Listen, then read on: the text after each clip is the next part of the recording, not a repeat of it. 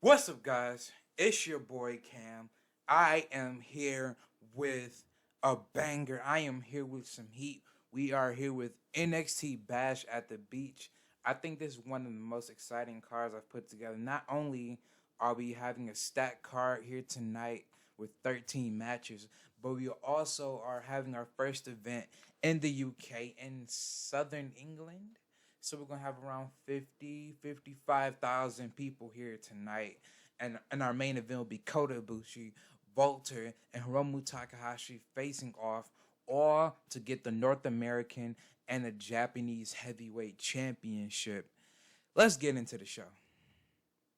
We kick it off with some faces of NXT, not wrestlers, but important people to the brand.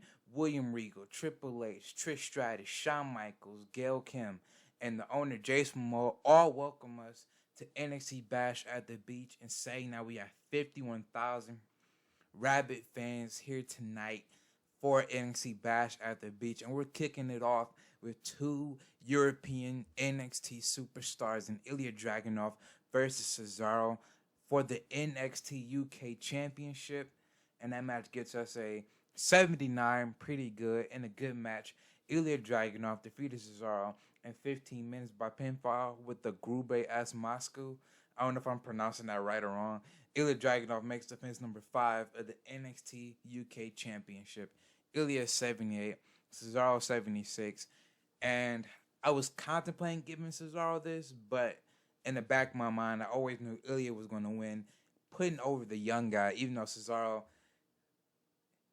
he failed to win another championship in another company. I know that's the stigma around him that he can't win the big one, but I'm putting over Ilya Dragunov. That guy is the future of NXT. You can see it in his performance, 78. He outscores Cesaro, even though he's a little bit more popular than him. But I think this is a good way to help cement Ilya Dragunov even further. He beat Volter. Now he beating Cesaro. I think that's just making Ilya Dragunov more and more like a beast. 82, Cesaro raises Ilya's hand and acknowledges that he's the face of European wrestling. 79, that is fantastic. In a decent match, in the Golden Ticket women's ladder match, just imagine that's carnage everywhere. And the last two women are Liv Morgan and Camille. These two have been going at it for months. And it looks like Camille's about to win, but Liv Morgan hits her, pushes her off the ladder, and she grabs the women's Golden Ticket. And she is the winner. Liv Morgan defeated Utami Hayashishita, Dakota Kai, Candice LeRae, Camille, Bailey, Tegan Knox, and DMD, the Dr. Britt Baker, in 14 minutes. When Liv Morgan retrieved the item, she wins the Golden Ticket. Dakota Kai 79, Utami 61, Utami 69, my bad, Liv Morgan 61, Camille 59, Candice LeRae 63, Bailey 78, Tegan Knox 61, and Britt Baker 47. The crowd cheers Liv Morgan as she's the second Golden Ticket winner in NXT history. Also, skip you WWE for having Liv Morgan win. I'm just playing, but it seems like I'm copying y'all. But I kind of figured that out around this time. Around that time, this video is coming out later. So, but they did that in July. This is August. So, sour grapes, spoiled milk. I can't cry over it. But Liv Morgan is the winner here tonight. She cries as she holds the Golden Ticket, and she can cash in at any time in a year's time. So we'll see what happens there. 72, in a decent match, Ricky Starks defeated Brian Cage in 9:44 by pinfall at the Buster Keaton. Ricky Starks 66, Brian Cage 58. Kind of calmed the crowd down after the two hot bangers to open up the show. But Ricky Starks vanquishes, oh my gosh, 91 rated angle, pretty good. Starks has beaten Brian Cage here tonight. The crowd cheers him on. With Cage in the rear view, Ricky Starks continues to ascend here in NXT. 82, that was even better than the last match. And the bout that had good wrestling, decent reaction from the crowd. Jordan Grace picks up the biggest win of her career by defeating Tenille Dashwood in 13:48 by pinfall at the fall from Grace. Tenille Dashwood 78, Jordan Grace 66. 77, and about to have fantastic heat and great wrestling. The Beast incarnate Brock Lesnar defeated Killer Cross in 11:23, not by pinfall, not by submission, when by stoppage. When Killer Cross was injured and could not continue, just imagine that Brock Lesnar put him in the Kimura lock, snapped his arm, kayfabe wise, snapped his arm, and Killer Cross couldn't continue, so he didn't submit, he didn't pass out, and he didn't get his shoulders pinned to the mat. But Brock Lesnar wins here tonight. Killer Cross 78, Brock Lesnar 84. This is a good way to have Brock Lesnar win because this is his first major feud coming into the company. I would want him to win that. It's not really ideal for him to beat Cross, but you still got it. Brock Lesnar doesn't need to be established, but you still want him to have some wins, even though he's coming into the company, even though he's Brock Lesnar. So it's a double-edged sword, and you kind of end Cross's winning streak that he's been on since he came back in October. But he could say he wasn't submitted, and he didn't get pinned or he didn't get submitted, basically. But Brock Lesnar wins here tonight. Brock walks away up the stage, fist bumps the fans, knowing how cowboy Brock is, while Cross is in the ring hurt. 78, that's pretty good. And the brother had great heat and good wrestling. Andrade El Idolo defeated Santos Escobar in 15:30 by pinfall with a split-legged corkscrew senton. Santos 71, he was off his game. When I saw that score, I was like, 71, he's better than that. He was off his game. But Andrade 82, they still managed to give me a 78 rated match, which is pretty good. AFO, the Andrade family authors stand tall as Andrade has beaten Santos Escobar. 77, pretty good. And a bout between former friends, now bitter rivals. Trey Miguel defeated Chris Bay in 11:53 by pinfall of the Yoshi Tonic. Chris Bay 73, Trey Miguel 76. Chris Bay turned his back on Trey Miguel when they faced each other one-on-one for the second time. The first time was a no contest because somebody else interfered. But the second time, Chris Bay defeated Trey Miguel with the help of Shawn Michaels, who was Chris Bay's mentor, and Chris Bay turned heel along with Shawn Michaels. Trey Miguel was out for a few months. He came back, and he got revenge here tonight by defeating Chris Bay. 83. So Toni Storm, Kaylee Ray video package. We already know the history these two women have with NXT UK. It's just so long, so vast. Kaylee Ray putting her women's golden ticket qualifier. No, putting up she's the first ever women's golden ticket winner last year, and she's putting it up this year, almost in 11 months' time. Since that one happened in September, this one happened at the end of August, or the beginning of August, early July. What am I saying? But basically, Toni Storm and Kaylee Ray says she needs to win. It's Toni. She's been on the road, beating Charlotte, beating Io, beating everybody that's coming her way. Raquel, Charlotte, all these different people. And we already know the history that they had. There was a common respect between them earlier in 2021 when they both were on Thunder, I believe. And so they gained a common respect. But who will win here tonight? They have a storied history, and the match is pretty good. And the bout that had good heat and decent wrestling. Toni Storm defeated Kaylee Ray in 15-12 by pinfall at the Strong Zero. Toni Storm makes defense number 3 of the NXT Women's title. Toni Storm 78, Kaylee Ray 65. Even though she was the first ever women's golden ticket winner, I thought about having Kaylee Ray win, but at the last minute, not even the last minute, but later on, I knew that Toni Storm, she continues to win because she's really one of my most over women's wrestlers on Inferno, and I feel like I could tell better stories and have better matches with Toni Storm at the helm. Not as slight as Kaylee Ray, but she's not at the level of Toni Storm. You see that in the performances, and I think Toni's reign just began at Inferno. No, it began at Legacy when she beat Rhea, and I feel like it's too early to take the title off her here tonight. 88. Toni Storm continues her dominance as champ. Kaylee Ray and Toni Storm hug it out in the ring. Really good match from both women there. 71.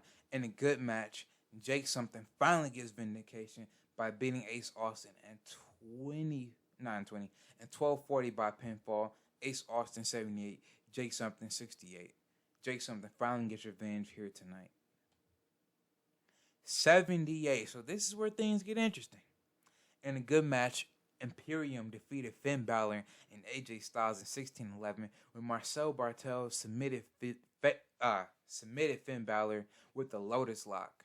But during the match, AJ Styles turned on Finn Balor. Imperium makes defense number 2 of the NXT Heritage titles. Fabian Eichner 62, Marcel Bartel 77, AJ Styles 86, and Finn Balor 79. Imperium win the titles here tonight. But I feel like this kind of overshadows it a bit. AJ Styles turned on Finn Balor in a shocking turn of events in the way I wanted it to have happen. When Finn Balor and AJ Styles first formed this little team, not this little team, but first reignited this alliance, AJ Styles says he was the one that was worried of Finn Balor because Finn Balor got basically kicked out, not even kicked out, but his group dissolved on his own watch. We know how self-absorbed Finn Balor was with the Balor Club. Heck, it was even in his name that the group was just to serve him and the title. After he lost to Adam Cole, it humbled him a bit, and he thought that he can have a former person that he knew, a Bullet Club member that he could trust in AJ Styles, but AJ said he didn't trust him. And you would think that Finn Balor would be the one turning, but no. In the shocking turn of events, AJ is the one turning on Finn Balor. AJ gives Finn Balor a Styles clash through the announcer's table, wrecking Finn Balor. The crowd boos AJ, and AJ just gives him the middle finger, telling him to F off as AJ Styles turned heel tonight. 73. In a decent match, Sasha Banks defeated Naomi in 11-2 by submission with the Banks segment. Sasha Banks 72, Naomi 54. This was a good way to get Sasha a win on a prime spot in pay-per-view, knowing that Sasha and Naomi is interesting and ironic that they still haven't came back to WWE at the time of this recording on August 22nd. But it's just, August 22nd at 1:03 a.m. At 1:03 a.m. But it's interesting to know that these two walked out on WWE, and I had them feud here tonight. But we know the history that they have with Team Bad, and I think that was a nice story that can carry it over, even though the feud doesn't have as much heat or it's not as big of a name. No offense to Naomi. In game wise, in real life she's amazing, but in game wise, she could face the Rhea Ripley's, the Ronda Rouseys. But I think this is a nice spot for Sasha Banks just to slowly build her up to eventually not winning, no spoiler alert, but to eventually vying for the women's championship. So she got to win here tonight.